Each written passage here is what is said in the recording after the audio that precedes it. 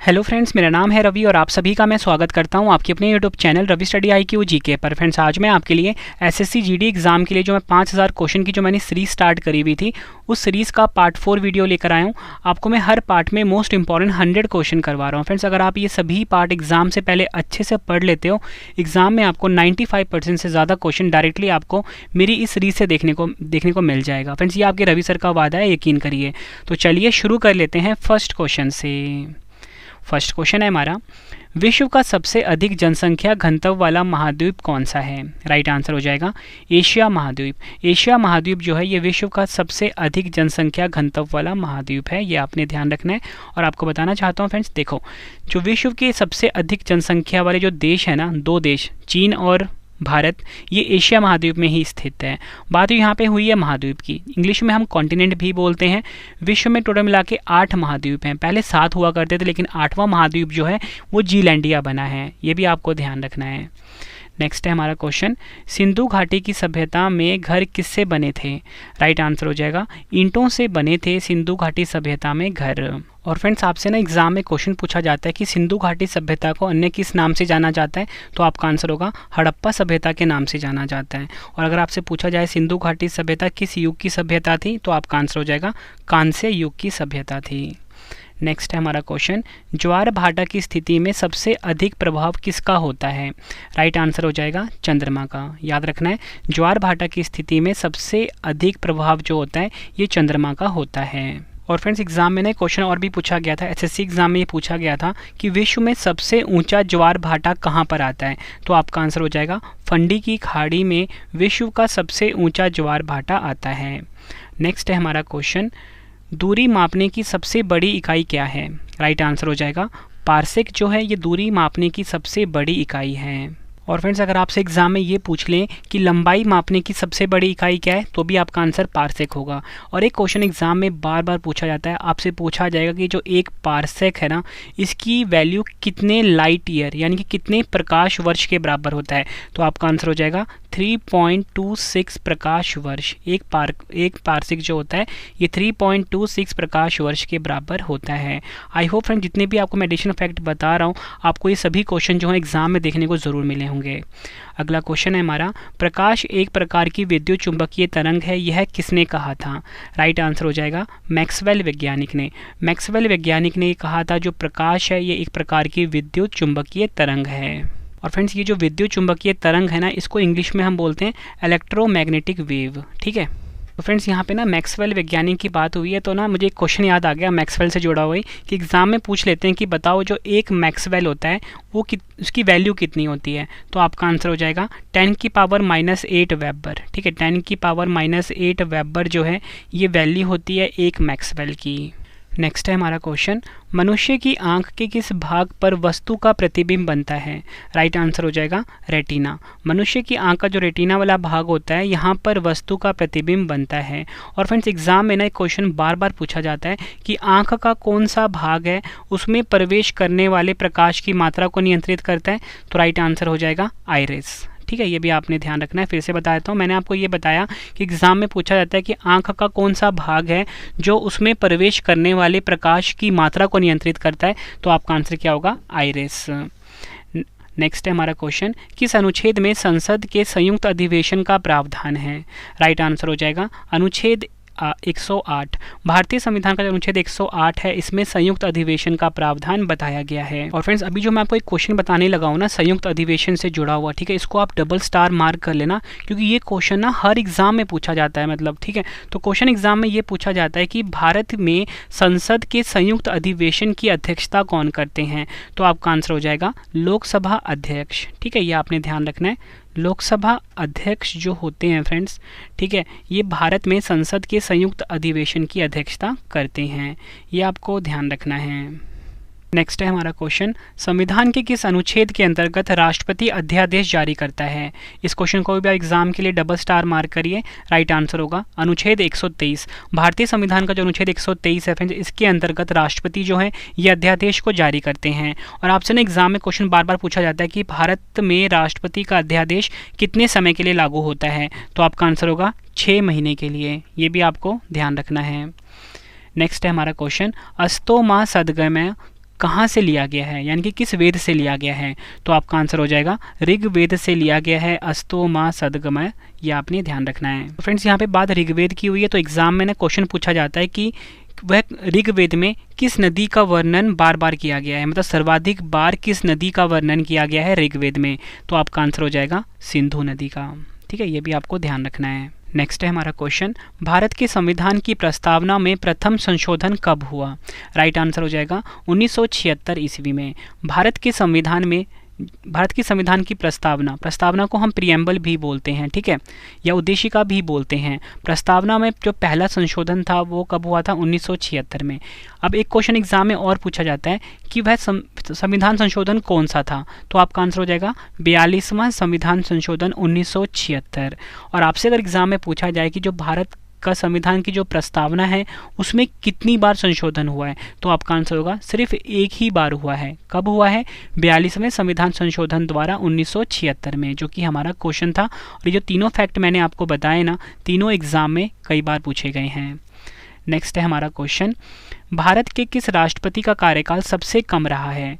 Answer हो जाएगा doctor Zakir Hussain. Doctor Zakir Hussain जो हैं ये भारत के राष्ट्रपति रहे हैं और इनका कार्यकाल जो है सबसे कम रहा है। और फ्रेंड्स मैं आपको ना जाकिर हुसैन जी के बारे में कुछ एक्स्ट्रा फैक्ट बता देता हूँ जो कि एग्जाम में बार बार पूछे जाते हैं। सबसे पहले तो मैं आपको बताना चाहता हूँ कि जाकिर हुसैन जी भारत के तीसरे नंबर के राष्ट्रपति रहे हैं, ठीक है, ये आपको ध्यान रखना है। और अगर आपसे पूछा जाए कि जाकिर हुसैन को कौन सा सम्मान मिला है, या वो पूछें कि बताओ जाकिर हुसैन को भारत रत्न कब मिला था, तो मैं आपको बताना चाहता हूँ 1963 में। इसको आप नोट डाउन कर लीजिए, 1963 में इनको मिला था भारत रत्न।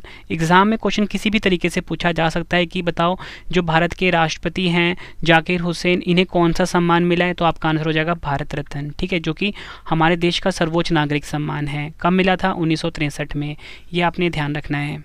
नेक्स्ट है हमारा क्वेश्चन, भारत छोड़ो आंदोलन का प्रस्ताव आलेख किसने बनाया था? राइट आंसर हो जाएगा महात्मा गांधी जी ने। महात्मा गांधी जी ने भारत छोड़ो आंदोलन का प्रस्ताव आलेख बनाया था। और फ्रेंड्स अगर आपसे पूछा जाए कि भारत छोड़ो आंदोलन की शुरुआत कब हुई थी, तो आपका आंसर हो जाएगा अगस्त 1942 में। यहाँ पे लिख देता हूँ, अगस्त 1942 में भारत छोड़ो आंदोलन की शुरुआत हुई थी। एग्जाम में कई बार पूछा गया क्वेश्चन है ये। नेक्स्ट है हमारा क्वेश्चन, इंडियन एसोसिएशन की स्थापना किसने की थी? राइट आंसर हो जाएगा सुरेंद्र नाथ बनर्जी ने इंडियन एसोसिएशन की स्थापना करी थी। देखो फ्रेंड्स यहाँ पे मैंने आपको ये तो बता दिया कि इंडियन एसोसिएशन की स्थापना किसने करी थी, सुरेंद्र नाथ बनर्जी ने करी थी। और अगर आपसे पूछा जाए कि कब करी थी, मतलब किस वर्ष में करी थी, 1876 में करी थी, ये आपने ध्यान रखना है। नेक्स्ट है हमारा क्वेश्चन, भारत ने ओलंपिक में प्रथम बार कब भाग लिया था? राइट आंसर हो जाएगा 1900 वाला जो ओलंपिक हुआ था, 1900 ईस्वी में जो ओलंपिक हुआ था, इसमें भारत ने पहली बार ओलंपिक में भाग लिया था। और ये ओलंपिक कहाँ पर हुआ था फ्रेंड्स? ये ओलंपिक हुआ था पेरिस शहर में, ठीक है। नेक्स्ट है हमारा क्वेश्चन, मलखंभ किस राज्य का खेल है? राइट आंसर हो जाएगा मध्य प्रदेश राज्य का राजकीय खेल है मलखंभ। अगर बात करें मध्य प्रदेश की राजधानी क्या है? भोपाल है। नेक्स्ट है हमारा क्वेश्चन, क्षेत्रफल की दृष्टि से भारत का सबसे छोटा राज्य कौन सा है? राइट आंसर हो जाएगा गोवा। गोवा जो है क्षेत्रफल की दृष्टि से भारत का सबसे छोटा राज्य है। और क्षेत्रफल की दृष्टि से सबसे बड़ा राज्य कौन सा है? राजस्थान, ये भी आपने ध्यान रखना है। नेक्स्ट है, भारत का कौन सा राज्य बांग्लादेश से 3 ओर से घिरा हुआ है? राइट आंसर हो जाएगा त्रिपुरा। त्रिपुरा जो है फ्रेंड्स ये तीनों ओर से बांग्लादेश से घिरा हुआ है, ये आपने ध्यान रखना है। और फ्रेंड्स अगर आपसे एग्जाम में ये पूछा जाए, आपसे पूछा जाए कि बताओ कि वह कौन सा पड़ोसी देश है जिसकी सीमा भारत के साथ सबसे लंबी है, तो भी आपका आंसर क्या होगा? बांग्लादेश, ये आपने को ध्यान रखना है। बांग्लादेश की राजधानी क्या है? बांग्लादेश की राजधानी है ढाका। और यहाँ की करेंसी क्या है फ्रेंड्स? यहाँ की करेंसी है टका। ये एक्स्ट्रा फैक्ट भी आपने ध्यान रखने हैं। नेक्स्ट है हमारा क्वेश्चन, फीफा वर्ल्ड कप सबसे ज़्यादा बार किसने जीता है? राइट आंसर हो जाएगा ब्राज़ील ने सबसे ज़्यादा बार फीफा वर्ल्ड कप जीता है। फ्रेंड्स अगर हम बात करें फीफा की, ये फुटबॉल का वर्ल्ड कप होता है, ठीक है, इसका संबंध फुटबॉल खेल से है। नेक्स्ट है हमारा क्वेश्चन, मीराबाई चानू किस खेल से संबंधित है? आंसर हो जाएगा भारोत्तोलन खेल से संबंधित है मीराबाई चानू। अगला क्वेश्चन, डूरंड कप किस खेल से संबंधित है? एग्जाम में कई बार पूछा गया है। आंसर हो जाएगा फुटबॉल खेल से संबंधित है डूरंड कप। नेक्स्ट है हमारा क्वेश्चन, कनाडा का राष्ट्रीय खेल क्या है? आंसर हो जाएगा बर्फ पर हॉकी जो है ये कनाडा का राष्ट्रीय खेल है। अगर हम बात करें कनाडा की राजधानी क्या है? कनाडा की राजधानी है ओटावा। नेक्स्ट क्वेश्चन कर लेते हैं, अंतर्राष्ट्रीय क्रिकेट में 500 छक्के लगाने वाले पहले क्रिकेटर कौन बने हैं? राइट आंसर हो जाएगा इस क्वेश्चन का क्रिस गेल। क्रिस गेल जो है ये अंतर्राष्ट्रीय क्रिकेट में 500 छक्के लगाने वाले पहले क्रिकेटर बने हैं। क्रिस गेल का संबंध किस देश से है? वेस्ट इंडीज से। अगला क्वेश्चन, सैंडिलॉज गोल्फ स्टेडियम कहाँ पर है? आंसर हो जाएगा स्कॉटलैंड में। अगला क्वेश्चन, राष्ट्रीय खेल दिवस किस दिन मनाया जाता है? आंसर हो जाएगा 29 अगस्त को फ्रेंड्स राष्ट्रीय खेल दिवस के रूप में मनाया जाता है। नेक्स्ट क्वेश्चन, भारतीय संविधान सभा की प्रथम बैठक कब हुई थी? राइट आंसर हो जाएगा 9 दिसंबर 1946 ईस्वी में भारतीय संविधान सभा की प्रथम बैठक हुई थी। और फ्रेंड्स एग्जाम में आपसे क्वेश्चन बार बार पूछा जाता है कि भारतीय संविधान सभा ने संविधान को कब अपनाया था? राइट आंसर हो जाएगा 26 नवंबर 1949। याद रखना है 26 नवंबर 1949 को। नेक्स्ट है हमारा क्वेश्चन, संविधान सभा का स्थायी अध्यक्ष कौन था? राइट आंसर हो जाएगा डॉक्टर राजेंद्र प्रसाद जो थे ये संविधान सभा का स्थायी अध्यक्ष थे। नेक्स्ट क्वेश्चन कर लेते हैं, भारत में संविधान सभा गठित करने का आधार क्या था? राइट आंसर हो जाएगा कैबिनेट मिशन योजना 1946। कैबिनेट मिशन योजना 1946 जो है ये भारत में संविधान सभा गठित करने का आधार था। अगला क्वेश्चन, भारत में संविधान कब लागू हुआ था? आंसर हो जाएगा 26 जनवरी 1950 को भारत में संविधान लागू हुआ था और इसी दिन को हम रिपब्लिक डे यानी कि गणतंत्र दिवस के रूप में मनाते हैं। नेक्स्ट है, संविधान सभा में किस देशी रियासत के प्रतिनिधि ने भाग नहीं लिया? आंसर हो जाएगा हैदराबाद। ये क्वेश्चन एग्जाम का मोस्ट रिपीटेड है।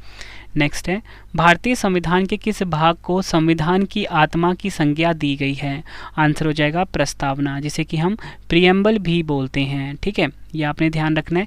और मैंने आपको ऊपर ही बताया था फ्रेंड, जो हमारा प्रस्तावना है जिसे कि हम संविधान की आत्मा कहते हैं, इसमें सिर्फ एक ही बार संशोधन हुआ है, 42वां संविधान संशोधन 1976 के द्वारा।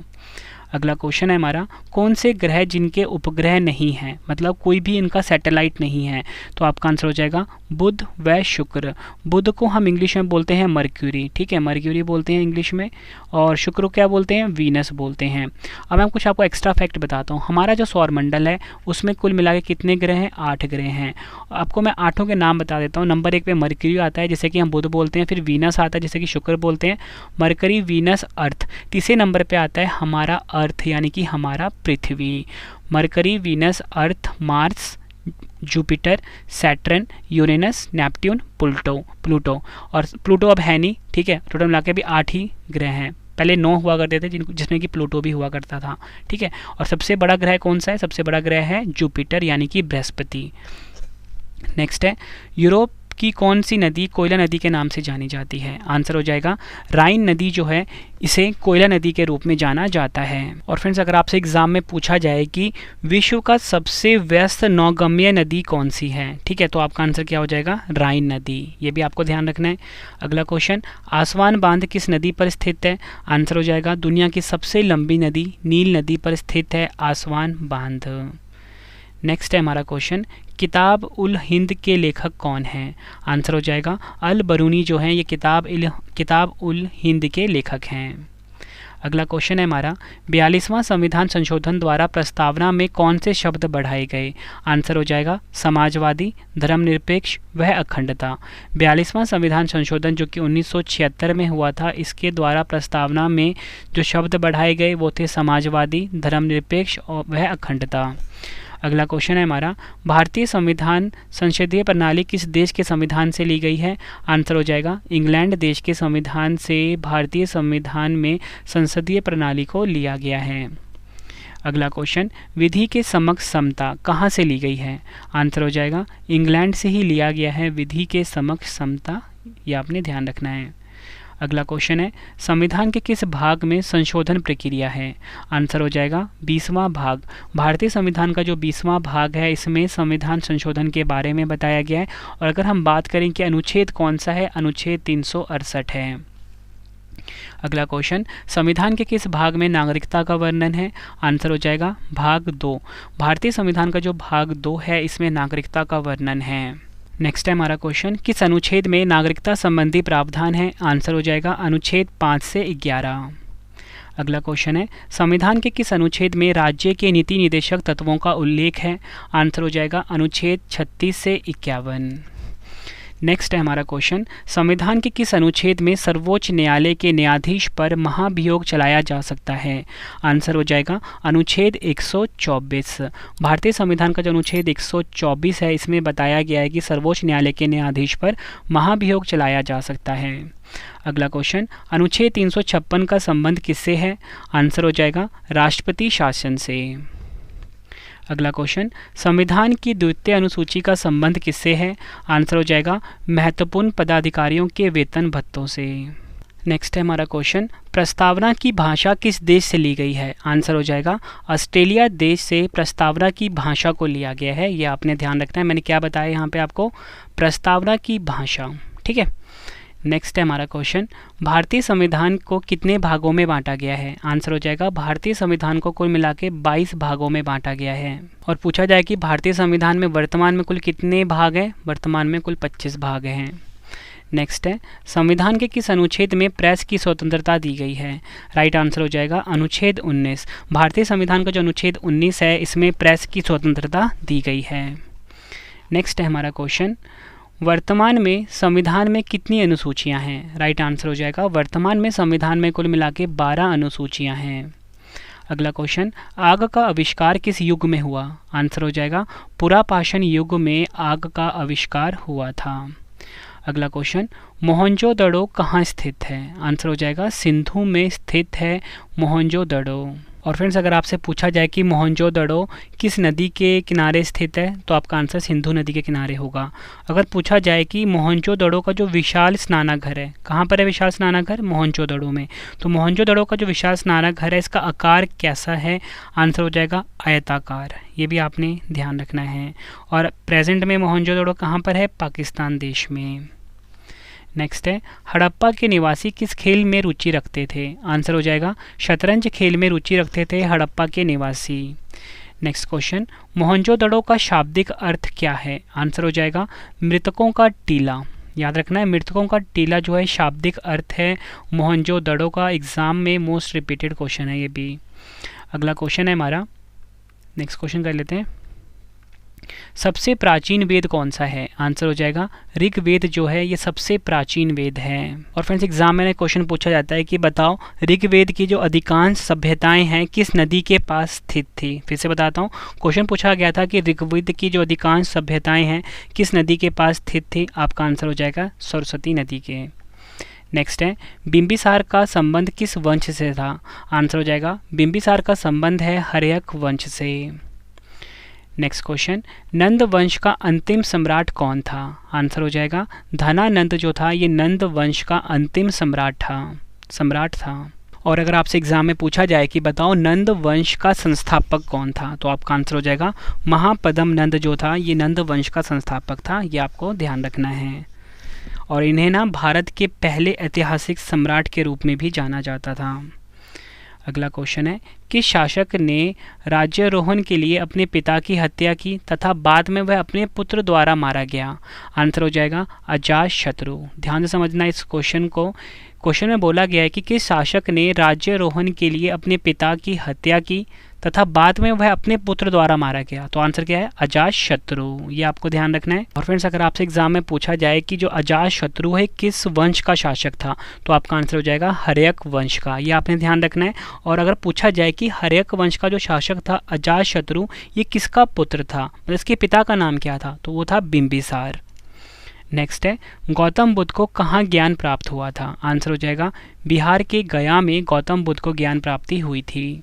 नेक्स्ट है, गौतम बुद्ध ने अपने उपदेश किस भाषा में दिए? आंसर हो जाएगा पाली भाषा में गौतम बुद्ध ने अपने उपदेश दिए थे। नेक्स्ट है, किस शासक ने विक्रमशिला विश्वविद्यालय की स्थापना की थी? आंसर हो जाएगा धर्मपाल। धर्मपाल शासक ने विक्रमशिला विश्वविद्यालय की स्थापना करी थी। तक्षशिला किस शैली की कला के लिए प्रसिद्ध है? आंसर हो जाएगा तक्षशिला जो है ये गंधार कला के लिए प्रसिद्ध है। ये आपको ध्यान रखना है। तो फ्रेंड्स, अगर आपसे ना एग्जाम में क्वेश्चन पूछा जाता है कि बताओ जो तक्षशिला विश्वविद्यालय है ये किन दो नदियों के बीच स्थित है? एसएससी सीजीएल में पूछा गया क्वेश्चन है ये। तक्षशिला विश्वविद्यालय किन दो नदियों के बीच स्थित है? तो आपका आंसर हो जाएगा सिंधु और झेलम। ठीक है, ये आपको ध्यान रखना है। सिंधु और झेलम के बीच स्थित है तक्षशिला विश्वविद्यालय। और पूछा जाए कि इसे कब यूनेस्को की विश्व धरोहर स्थल की सूची में शामिल किया गया था, तो आपका आंसर हो जाएगा 1980 में। नेक्स्ट है, गुप्त वंश की स्थापना किसने की थी? आंसर हो जाएगा चंद्रगुप्त ने गुप्त वंश की स्थापना करी थी। नेक्स्ट है हमारा क्वेश्चन, भूगोल का जनक किसे कहा जाता है? आंसर हो जाएगा एरिस्टोथेनिस को भूगोल का जनक कहा जाता है। नेक्स्ट क्वेश्चन, सूर्य के चारों ओर घूमने वाले पिंड को क्या कहते हैं? राइट आंसर हो जाएगा ग्रह यानी कि प्लैनेट। ठीक है, सूर्य के चारों ओर जो घूमने वाले पिंड होते हैं इन्हें ग्रह कहा जाता है। और मैंने आपको ऊपर ही बताया था कि हमारे सौर मंडल में कुल 8 ग्रह हैं और जो हमारा पृथ्वी है ये सूर्य से तीसरा ग्रह है। नेक्स्ट है, ग्रहों की गति का नियम किसने लगाया? इस क्वेश्चन को आप डबल स्टार मार्क कर लेना। कैप्लर वैज्ञानिक ने ग्रहों की गति का नियम दिया था। कुल मिला के 3 नियम दिए थे। आपको पूछा जाएगा एग्जाम में, बताओ कि ग्रहों की गति का नियम तो कैप्लर ने दिया था, तो इन्होंने कुल कितने नियम दिए थे? तो आपका आंसर हो जाएगा 3 नियम दिए थे। नेक्स्ट है हमारा क्वेश्चन, किस देश में अर्धरात्रि को सूर्य दिखाई देता है? आंसर हो जाएगा नॉर्वे देश में। तो आपको बताना चाहता हूँ फ्रेंड्स, ये जो नॉर्वे है ना, नॉर्वे किस महाद्वीप में है? नॉर्वे ना यूरोप महाद्वीप में है। ठीक है, और इसकी राजधानी क्या है? ओस्लो इसकी राजधानी है, ये आपको ध्यान रखना है। नेक्स्ट है, विश्व की सबसे अधिक विश्वासघाती नदी किसे कहा जाता है? आंसर हो जाएगा चीन में बहने वाली जो हवांग हो नदी है इसे सबसे अधिक विश्वासघाती नदी कहा जाता है। नेक्स्ट है, लंदन किस नदी के किनारे बसा हुआ है? आंसर हो जाएगा टेम्स नदी के किनारे बसा हुआ है लंदन। नेक्स्ट है, करीबा बांध किस नदी पर स्थित है? ज़ैरे नदी पर करीबा बांध स्थित है। अगला क्वेश्चन है हमारा, बुध ग्रह सूर्य का एक चक्कर लगाने में कितना समय लेता है? आंसर हो जाएगा 88 दिन। और जो हमारा पृथ्वी है वो लेता है 365 दिन। नेक्स्ट है हमारा क्वेश्चन, किस आकाशीय पिंड को पृथ्वी पुत्र कहा जाता है? आंसर हो जाएगा चंद्रमा। चंद्रमा जिसे कि हम मून भी बोलते हैं, हमारे पृथ्वी का ये प्राकृतिक उपग्रह है यानी कि नेचुरल सैटेलाइट है चंद्रमा। ठीक है, आपसे एग्जाम में पूछा जाता है कि जो चंद्रमा की जो परावर्तित रोशनी होती है, ठीक है, परावर्तित, ध्यान से समझना, परावर्तित रोशनी जो होती है मतलब रिफ्लेक्टेड लाइट जो होती है वो हमारे पृथ्वी पे कितने समय में पहुंचती है? तो आपका आंसर हो जाएगा 1.28 सेकंड में पहुंचती है। ठीक है, ये आपको ध्यान रखना, क्योंकि चंद्रमा जो है, चंद्रमा की खुद की रोशनी नहीं होती, ये सूर्य की रोशनी को परावर्तित करके नहीं, रिफ्लेक्ट करके पृथ्वी पर भेजता है। 1.28 सेकेंड लगते हैं इसको। नेक्स्ट है, हैली धूमकेतु का आवर्तकाल कितना है? आंसर हो जाएगा 76 वर्ष का आवर्तकाल होता है हैली धूमकेतु का। देखो फ्रेंड्स, यहाँ पे मैंने आपको ये तो बता दिया कि हैली धूमकेतु का आवर्तकाल 76 वर्ष का है। तो लास्ट टाइम जो हैली धूमकेतु है ना, ये दिखा था वर्ष 1986 में। ठीक है, वर्ष 1986 में। अगर मैं आपको डेट बताना चाहूँ तो डेट है 8 मार्च 1986 को लास्ट टाइम दिखा था। अब आपसे एग्जाम में पूछा जाता है कि अगली बार कब दिखेगा, तो अगली बार दिखाई देगा 2061 में। ये तीनों फैक्ट आपने ध्यान रखने हैं। एग्जाम में तीनों तरीके से क्वेश्चन पूछे गए हैं कि आखिरी बार कब दिखा, 1986 में। ठीक है, कितना इसका आवर्तकाल होता है? 76 वर्ष का। अगली बार कब दिखेगा? 2061 में। अगला क्वेश्चन है, अफ्रीका महाद्वीप में सबसे अधिक जनसंख्या वाला देश कौन सा है? आंसर हो जाएगा नाइजीरिया देश जो है ये अफ्रीका महाद्वीप में सबसे अधिक जनसंख्या वाला देश है। नेक्स्ट है, विश्व जनसंख्या दिवस कब मनाया जाता है? आंसर हो जाएगा 11 जुलाई को विश्व जनसंख्या दिवस के रूप में मनाया जाता है। नेक्स्ट है, किस चीन नगर का प्राचीन नाम पीकिंग है? ठीक है, यानी पैकिंग भी कहा जाता है इसको, बीजिंग। और आपको पता है बीजिंग जो है ये चीन की राजधानी भी है और इसे प्राचीन नाम पैकिंग बोल लो या पीकिंग बोल लो। अगला question, sugar bowl of the world किस देश को कहा जाता है? आंसर हो जाएगा क्यूबा को sugar bowl of the world के नाम से जाना जाता है। प्यासी भूमि का देश किसे कहा जाता है? ऑस्ट्रेलिया को कहा जाता है प्यासी भूमि का देश। नेक्स्ट है, पाकिस्तान एवं अफगानिस्तान के बीच कौन सी सीमा रेखा है? आंसर हो जाएगा डुरंड लाइन जो है ये पाकिस्तान व अफगानिस्तान के बीच की सीमा रेखा का नाम है। और वहीं अगर हम बात करें भारत और पाकिस्तान के बीच की जो सीमा रेखा उसका नाम क्या है? Red Cliff line. ठीक है, अगला क्वेश्चन है हमारा, जूट उत्पादन में भारत का कौन सा स्थान है? पहला स्थान है। अगला क्वेश्चन, हीरे के उत्पादन में किस महाद्वीप का एकाधिकार है? आंसर हो जाएगा अफ्रीका महाद्वीप का एकाधिकार है हीरे के उत्पादन में। नेक्स्ट है, विश्व के कौन से खनिज को जुड़वा खनिज कहा जाता है? आंसर हो जाएगा जस्ता, वह सीसा जो है इसे जुड़वा खनिज कहा जाता है। पर्यावरण के अनुकूल होते हुए भी किसे श्वेत कोयला के नाम से भी जाना जाता है? आंसर हो जाएगा जल विद्युत। अगला क्वेश्चन, विश्व विख्यात डोनावास कोयला क्षेत्र किस देश में है? आंसर हो जाएगा यूक्रेन देश में विश्व विख्यात डोनावास कोयला क्षेत्र स्थित है। अगला क्वेश्चन, और फ्रेंड्स अगर हम बात करें यूक्रेन की राजधानी क्या है? यूक्रेन की राजधानी है कीव। फ्रेंड्स एग्जाम में क्वेश्चन पूछा जाएगा आपसे, करंट अफेयर क्वेश्चन है ये, कि यूक्रेन से भारतीय नागरिकों को लाने के लिए जो निकासी अभियान है उसका नाम क्या है? ऑपरेशन गंगा। ये आपको ध्यान रखना, एग्जाम के लिए इम्पोर्टेंट है। अगला क्वेश्चन है, विश्व में रेल मार्ग की लंबाई सबसे अधिक किस देश में है?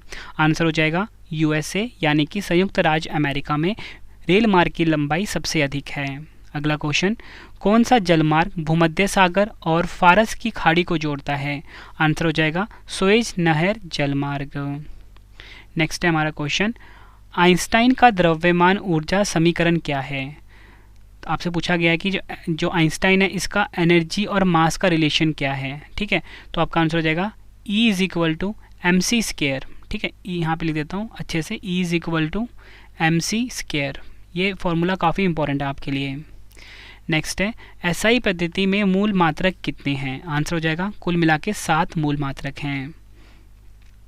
एसआई पद्धति में आवृत्ति का नया मात्रक क्या है? आंसर हो जाएगा हर्ट्ज। अगला क्वेश्चन, एक पारसेक कितने प्रकाश वर्ष के तुल्य होता है? आंसर हो जाएगा एक प्रकाश वर्ष 3.26 प्रकाश एक पारसेक होता है 3.26 प्रकाश वर्ष के बराबर।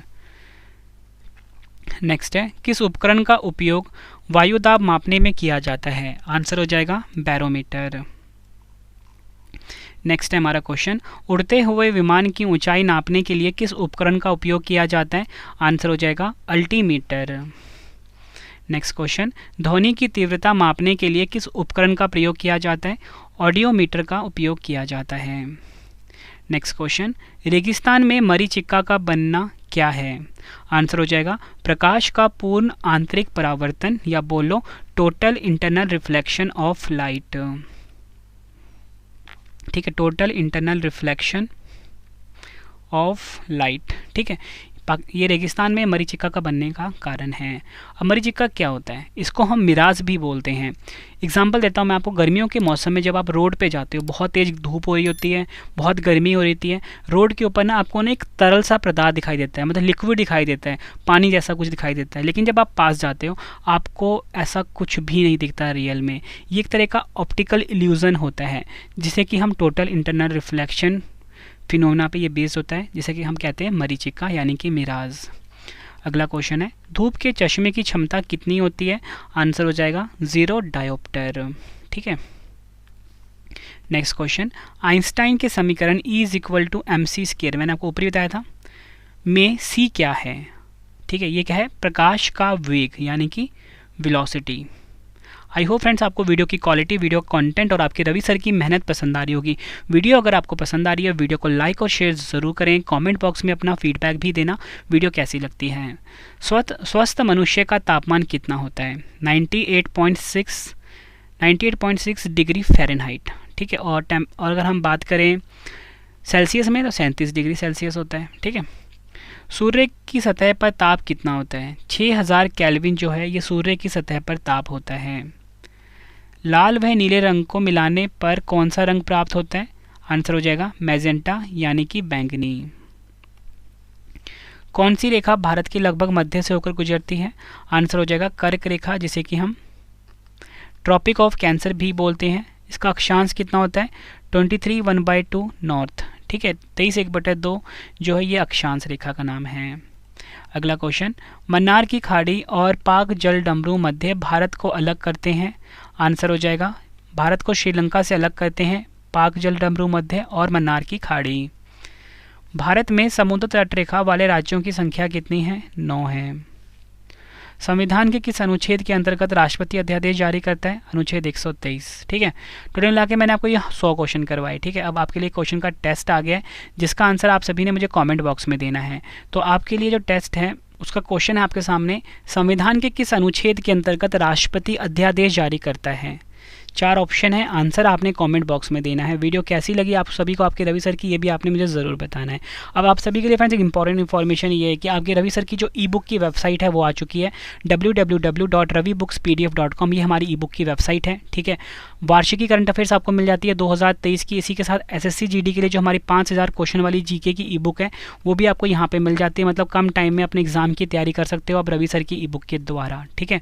आपको वेबसाइट पे जाना है www.ravibookspdf.com और इसी के साथ आप हमारा मोबाइल एप्लीकेशन भी इंस्टॉल कर लेना, रवि स्टडी IQ GK नाम से है, प्ले स्टोर पे अवेलेबल है, ठीक है फ्रेंड्स। तो चलिए फ्रेंड्स अब हम मिलते हैं नेक्स्ट वीडियो में। Thank you and wish you all the best.